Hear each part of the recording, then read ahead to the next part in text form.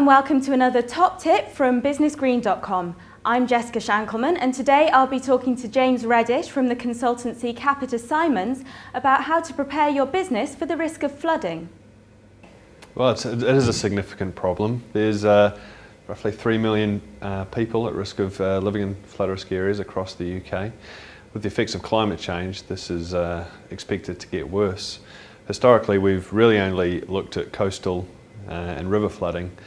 I think after the floods of summer 2007, we really realised that surface water and drainage is a significant issue which has previously not really been considered across the UK. The easiest way is to log on to the internet and go to the Environment Agency's website. There you can look at flood zones and determine whether you're in a flood risk area. Again, this really only looks at river and sea flooding at the moment, but in the future may also look at surface water. Well, I think it starts with business continuity planning.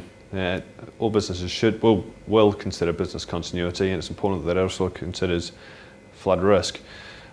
A key aspect of that can be a flood plan, and in terms of what you'll do when flooding occurs. Will you receive flood warning from the Environment Agency?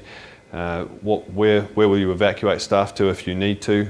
What contingency measures do you have in place? Will you do you have another office you can locate at? Can staff work from home? And I suppose linked to that as well is not just the impact on the business itself, but if you've got employees living in flood risk areas, in terms of business contingency planning, can they get to work in the first place?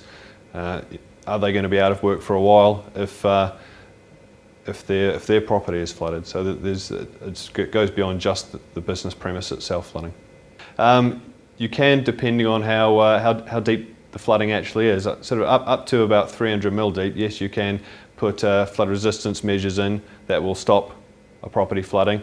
Above about sort of 300 to 600 millimetres, then the depth of flooding is such that you probably can't stop water coming through the walls, through air bricks and stuff like that. So you almost need to think about resilience measures. What can you do to make the clean-up process easier so that you're back online and working as soon as possible?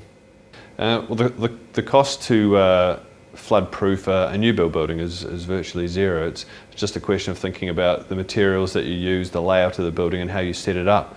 In existing buildings, yes, there is a cost to retrofit a building. It'd be measured in sort of £1,000 per room or something like that, of that kind of order.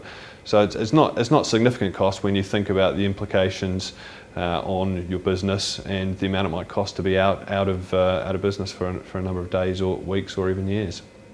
Well, yeah, there's flood. Yeah, some properties will certainly not get insurance if they're in high-risk flood areas. The insurance industry are looking at and do look favourably on businesses that incorporate flood resilience and resistance measures to reduce the overall premium. And in some cases it may mean that they can actually and will accept insuring the buildings. I suppose the other aspect that is worth thinking about is the water cycle as a whole and how businesses can reduce their impact on the water cycle. As soon as rainfall falls on a site, it should be seen as an opportunity and not just a constraint. It can be used to reduce the actual water footprint and the carbon footprint through the likes of rainwater harvesting and grey water recycling. You can also reduce the amount of runoff that comes off of a site through the likes of green roofs, through using other sustainable drainage measures such as ponds and swales, and that has a knock-on effect to the wider community of reducing flood risk overall. On one small site it might not have a big impact, but if a lot of businesses in a community start implementing measures like that, it will have a significant wider impact for the local community.